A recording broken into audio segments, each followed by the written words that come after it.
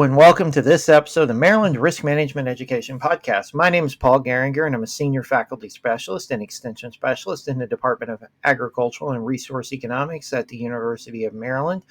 And we're back today with another episode, and today we're going to focus in on a decision looking at some of the Dicamba drift damage that happened back a few years ago, and look at a recent 8th Circuit Court of Appeals decision in at least one of those cases. So we'll turn to that now. So recently, in mid-2022, the 8th Circuit Court of Appeals vacated a punitive damages award against Monsanto and BASF in a Dicamba drift case. This decision involved a Missouri peach farmer who experienced drift damage from over-the-top, off-label applications of Dicamba on Dicamba-resistant seeds. On appeal, the court found that the jury had not been adequately instructed on the issue of punitive damages as it related to BASF. We will have to wait and see what the jury awards on remand with the new trial related to punitive damages. This decision is in Bader Farms v. BASF Corp. And I'll have a citation in the show notes and a link to the blog post where I talk about this. Now for a little bit of background. So Monsanto obtained deregulation of its Xtend cottonseed from USDA in 2015. The seeds are tolerant to Dicamba. At the time of the deregulation, Dicamba was not approved for over-the-top use. Monsanto included a tag with the seed bags to remind growers that spraying Dicamba over the top violated federal law.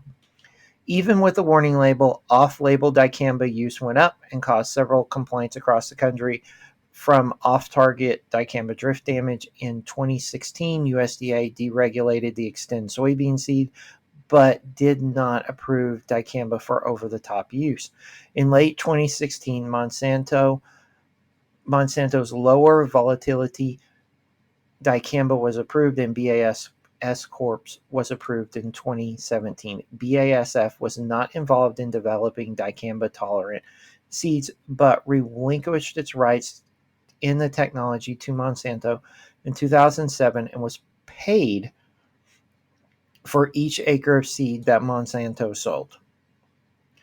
The decision in this case stems from a lawsuit Bader Farms filed against Monsanto and BASF for alleged damage to Bader Farms peach orchards from Dicamba drift. In 2020, a jury awarded Bader Farms $15 million in actual damages and $250 million in punitive damages.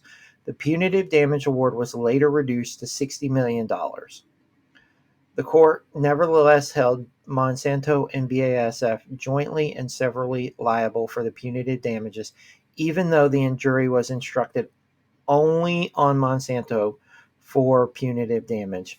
This appeal followed. So first we got to turn to this idea of what is joint and several liability. So what this means is we have a group of defendants, usually two or more, to be held jointly and severally liable. Each party must be independently responsible for the injury caused. Joint liability means the defendants are liable for the total amount of the harm caused. With several liability, the defendants are accountable for their share of the injury caused. With joint and several liability, the injured party can collect from one party for the damages.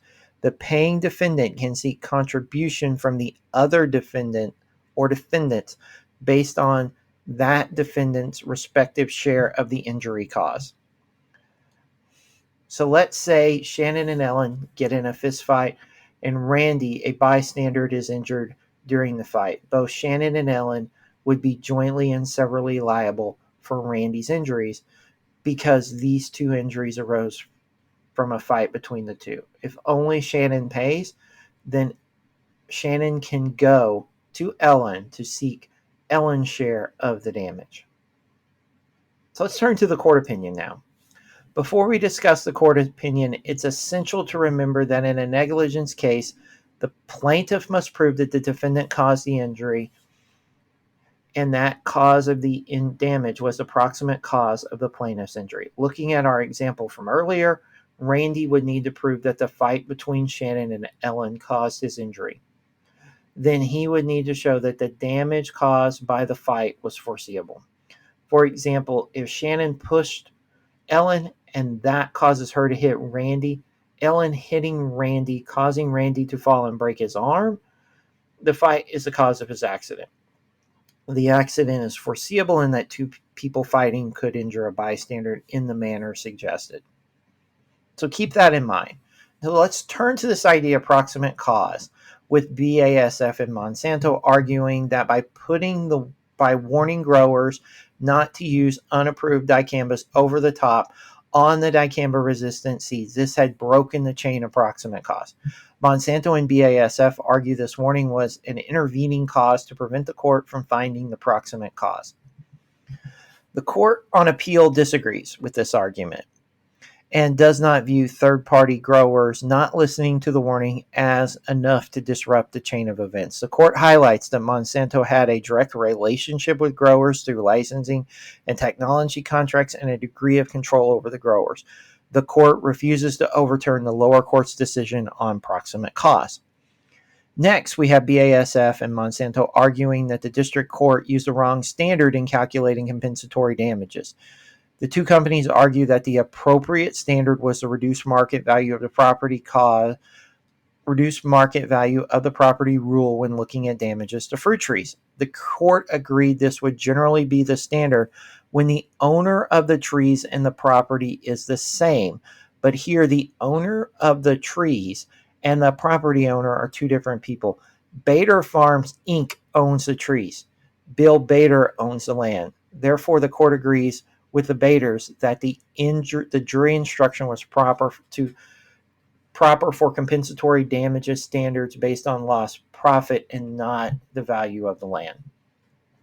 Next, we're going to turn to whether BASF and Monsanto are jointly and severally liable for the damages as joint venturers or co-conspirators. Let's first turn to this joint venture issue. The court determined the burden of proof for this is on Bader. At trial, Bader pointed to agreements between Monsanto and BASF in developing dicamba-resistant seeds.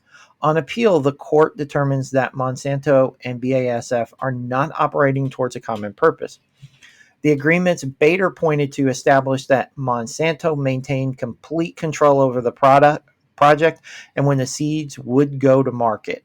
BASF lacked any control over the growers planting the seeds. The joint venture claim fails on appeal based on just no evidence. The next theory of joint and several liability was that BASF and Monsanto entered into a civil conspiracy. Civil conspiracy is when parties enter into an agreement or an understanding to commit an illegal act or to use unlawful means to do something lawful. On appeal, the court agrees with Bader that the fact supports the jury's finding of civil conspiracy. Agreements between Monsanto and BASF highlight that two were aware of the possible drift damage. So this claim is fine within the jury's verdict. Finally, the court examines claims on appeal that punitive damages were excessive. Looking at the evidence, the court agrees that Bader that nothing prevents a jury from awarding punitive damages against Monsanto and BASF. But the court agrees with BASF that the trial court did not correctly instruct the jury on the punitive damages against BASF, only on punitive damages related to Monsanto. The jury should assess the punitive damages against Monsanto and BASF separately. The court in the end vacates the punitive damage award and remands with an instruction to hold a new trial on punitive damages.